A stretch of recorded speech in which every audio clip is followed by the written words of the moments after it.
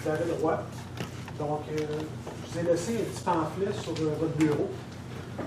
Le petit pamphlet, c'est de quoi de visuel, parce que je suis un gars très visuel, et puis j'aime ça qu'on parle tous de la même chose. J'ai donné aussi un pamphlet aux gens ici dans la salle. On peut parler tous le même langage. Premièrement, M. le maire, je voudrais vous dire merci de votre ouverture à la radio Acton. Vous êtes ouvert à faire des analyses pour des gens qui sont inquiets.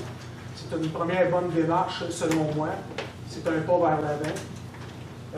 Le but, présentement, c'est de comprendre ensemble les données, présentement, les données qui sortent de l'usine de filtration. Je tente moi-même de les comprendre. J'ai transposé ces données-là en charte graphique.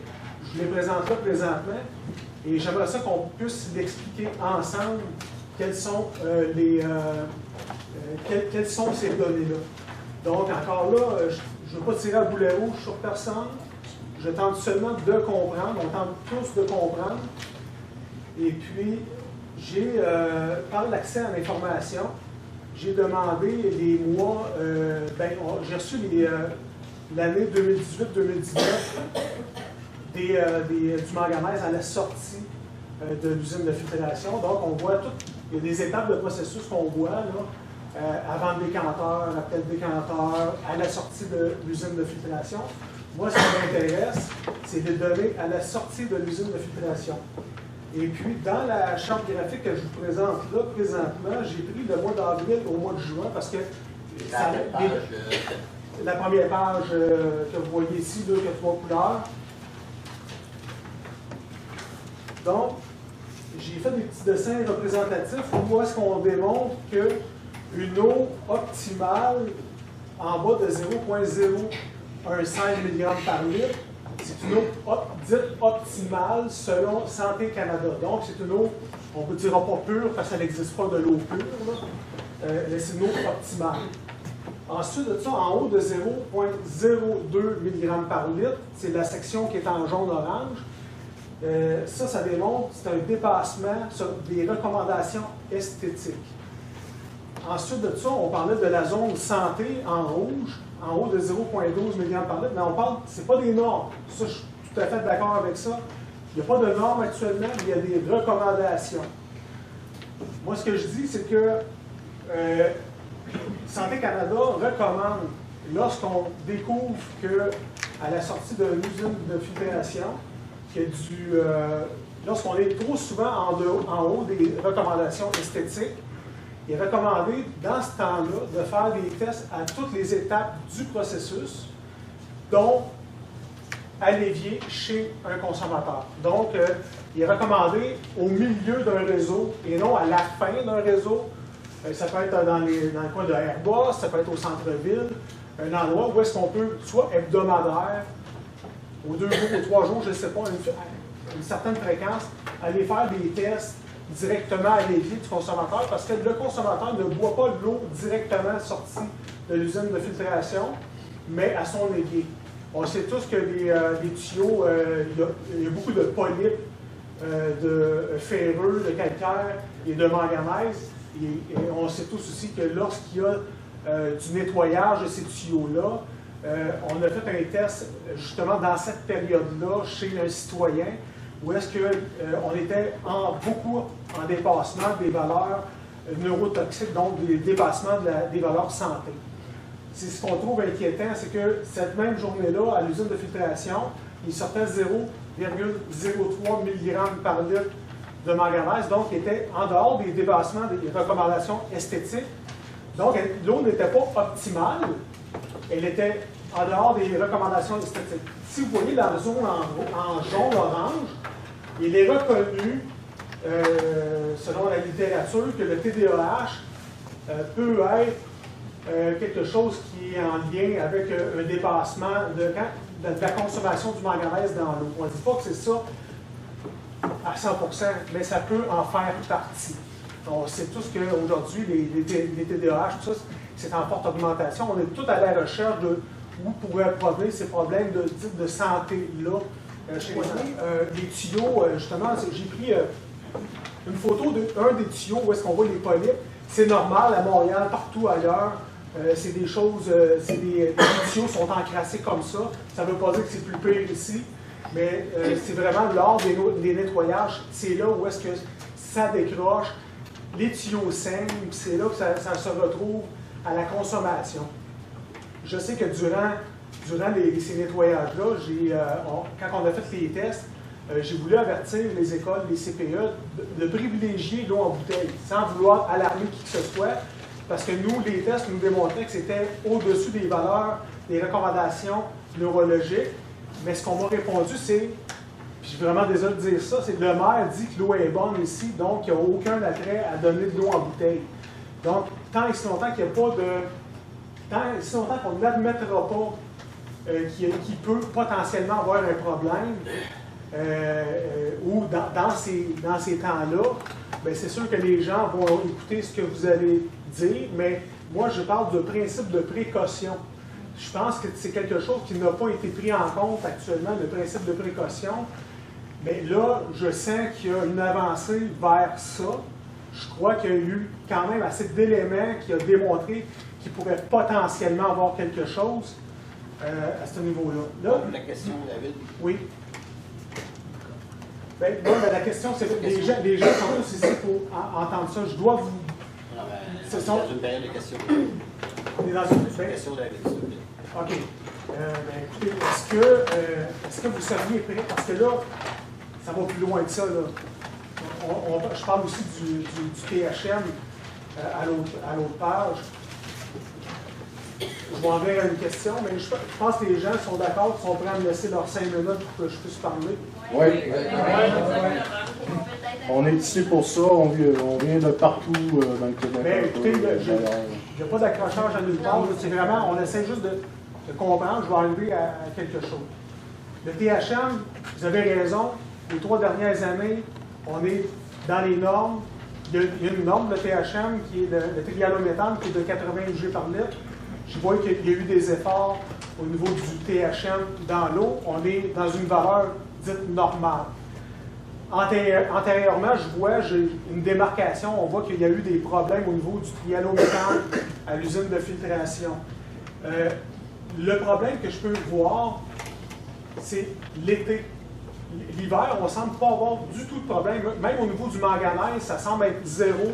L'eau a l'air très propre, même au niveau du THM. Mais là, quand on parle de printemps jusqu'à l'automne, on dirait que c'est là que tout sort à l'usine de filtration. On dirait que c'est là qu'il y a des dépassements. On dirait qu'on a de la misère à fournir à l'usine de filtration. Je ne dis pas que tout n'est pas correct. Je me demande... Il doit y avoir de l'optimisation encore à faire à l'usine de filtration parce que dans ces mois d'été-là, on est extrêmement haut en THM et vous savez que le THM, juste le fait de prendre une douche pendant 10 minutes, c'est comme consommer 1 litre de cette eau-là. Il n'est pas recommandé à une femme enceinte de prendre une douche quand le THM est en dehors de 80 G par litre. Ça peut causer des problèmes au niveau du fœtus. Donc, la femme qui est enceinte pendant 9 mois de temps va être soumise 4 mois de temps à 5 mois de temps avec du THM qui est beaucoup trop élevé et pourrait causer des problèmes avec le fœtus. Concernant, écoutez, on parle de la mer de Champlain, on dit que peut-être naturellement le manganèse ou les problèmes de manganèse provenaient de la mer de Champlain. Moi, j'ai reçu un dernier rapport ici de Environnement Québec que vous avez peut-être pas. Ça m'a été fourni par Radio-Canada. Je ne l'ai même pas reçu directement d'Environnement Québec. Donc, j'ai eu ça, c'est quoi, c'est là 2 jours à peu près. Je vous donnerai le document. Là, parce que présentement, vous avez des rapports de puits qui stipulent que dans nos puits, le taux de manganèse, de fer et azote ammoniacal est très haut. Mais si on a une bonne machinerie pour la filtrer, on est correct. Sauf que dans les rapports d'Environnement Québec, lorsqu'ils sont allés à ces puits-là, ils ont remarqué des cernes et des taches noires sur les équipements, ce qui démontre que le manganèse passe au travers des filtres. Même si on a un bon équipement, nous, on a changé 3 fois d'équipement. On est responsable de notre équipement, on est responsable de nos puits. on est au courant de tout ça. Mais le problème, c'est que si on est 3-4 mois dans l'année, que ça passe au travers, on a beau faire n'importe quoi, ça prend de l'osmose inverse. À un moment donné, on ne peut pas être à toute épreuve. Il faut essayer de trouver pourquoi que ça passe au travers dans certaines périodes de l'année, pourquoi il y a autant d'odeurs, d'œufs pourris dans notre secteur, et pourquoi que nos équipements, même si on a les meilleures machines au monde, toutes noircies, toutes jam, puis on est obligé de tout changer ça en l'intérieur des garanties. Même les installateurs ne veulent plus changer nos machineries. Parce que vous allez répondre à la période de question à chef, de donner des réponses aux citoyens qui sont ici. Oui. Je vais demander à Jean-François peut-être d'expliquer un peu c'est quoi les THM, c'est quoi l'indication au niveau des normes, Oui. au niveau du magasin, des marchés. Bonjour à tous. Les THM se produisent quand la matière organique Ta présentation, t'es qui? Tu peux nommer puis tes compétences, s'il te plaît? Moi, je suis Jean-François, je suis opérateur de communication. Les THM se produisent quand le chlore entre en contact avec la matière organique présente dans la bière. Ça, la norme est basée sur la moyenne, le maximum des moyennes des 4 derniers trimestres. Annuellement. C'est ça. La norme autorise que tu aies 2 dépassements par année. Elle n'autorise pas que tu aies des dépassements constants de 80 microgrammes par litre. Okay. Comme ça. Elle est basée vraiment sur l'exposition à long terme. Okay. Il y a 16 quand même analyses. 16 analyses. Il y a 16 analyses dans l'année. Il y a des endroits, ben là, dans les 16 analyses, on voit dans l'été qu'il y a des fois 2 dépassements dans le même mois, mais c'est 2 analyses qui sont faites dans ce mois-là. Ce pas des analyses qui sont faites à tous les jours, à toutes les semaines. Ben, c'est des analyses, c'est juste le maximum qu'on inscrit. Bien, comme que j'ai dit, les 3 dernières années, on a vu que la moyenne des 16 prélèvements, on a vu qu'il y a eu un abaissement, c'est correct. Moi, ce que je dis, c'est au niveau de la consommation durant les mois d'été, c'est là où est-ce qu'il faut qu'il y ait une prévention dans les journaux, sur les textos. Les femmes enceintes doivent, les personnes vulnérables doivent être conscientes de ce qu'ils boivent et conscientes que le trihallométhane peut, je ne dis pas va être, mais selon des recherches, peut être un problème pour la santé humaine, surtout pour les femmes enceintes, les fœtus. Et on parle de cancer de vessie, ces choses-là. Là, je ne sais pas, c'est-tu une exposition annuelle sur 30 ans? Je ne sais pas. Mais moi, en tant que citoyen, je m'inquiète quand même de voir qu'il y a des gens dans la rue, des gens, si vous parlez à plusieurs personnes, des fausses couches, il y en a énormément. Je ne sais pas s'il y en a plus ici qu'ailleurs. Mais écoutez, ça serait peut-être de quoi à regarder ou à investiguer. Mais est-ce que partout ailleurs, on a des problèmes de trihallométhane à la sortie des usines de filtration? Selon Radio-Canada, en 2012-2013, Actonville était enregistré la seule ville en Montérégie à dépasser en trihallométhane. Donc, on est comme dans le palmarès, d'après ce que j'ai pu comprendre. Là. Mais En 2012-2013. Comment? En 2012-2013. Oui, bien ça, j'ai les liens de Radio-Canada. C'est leur enquête à eux. Donc, ça, j'avais déjà dit. J'invente rien, là. Je ne veux rien inventer. J'expose seulement des choses que j'ai vues sur des enquêtes ou directement sur le site. Justement, le graphique est basé sur les données du site de la ville. Donc, on voit qu'on est dans les 3 dernières années dans les normes. Donc, la moyenne, on est à 70 à peu près. On est en dessous du 80, c'est correct. Mais l'été, on monte à 124, 111. Ça, c'est les plus hauts pics.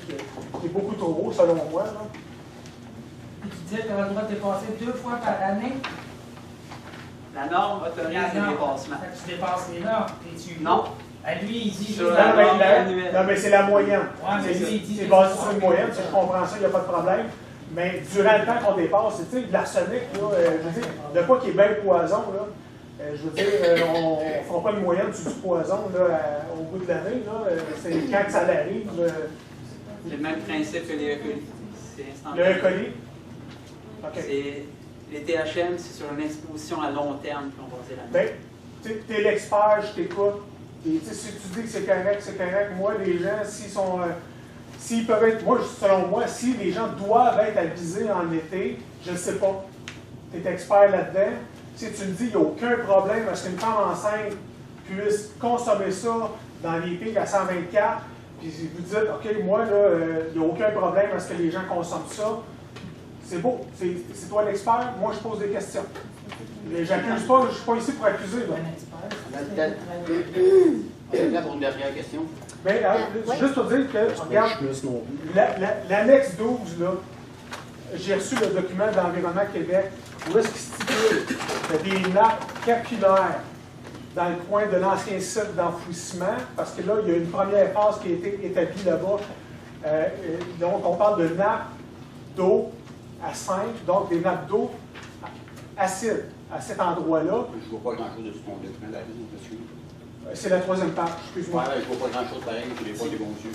OK, ben, je l'ai entouré en rouge, là, je vais juste te le résumer. On parle au coin sud-est du lot de la carrière, présence de milieux humides, eau au sol, reflet grisâtre, mais apparente claire. Lorsqu'on s'approche un pH de 5 avec bandelette, donc on démontre qu'il y a une acidité sur ces terrains-là.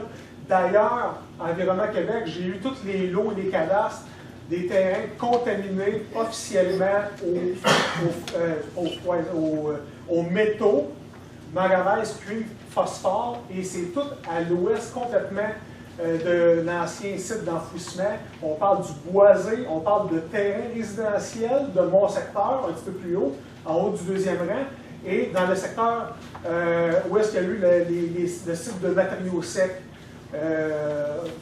Donc, vous avez vous-même inscrit comme étant un secteur contaminé, mais vous avez inscrit juste le chemin. Mais c'est tout le secteur au complet qui est contaminé actuellement.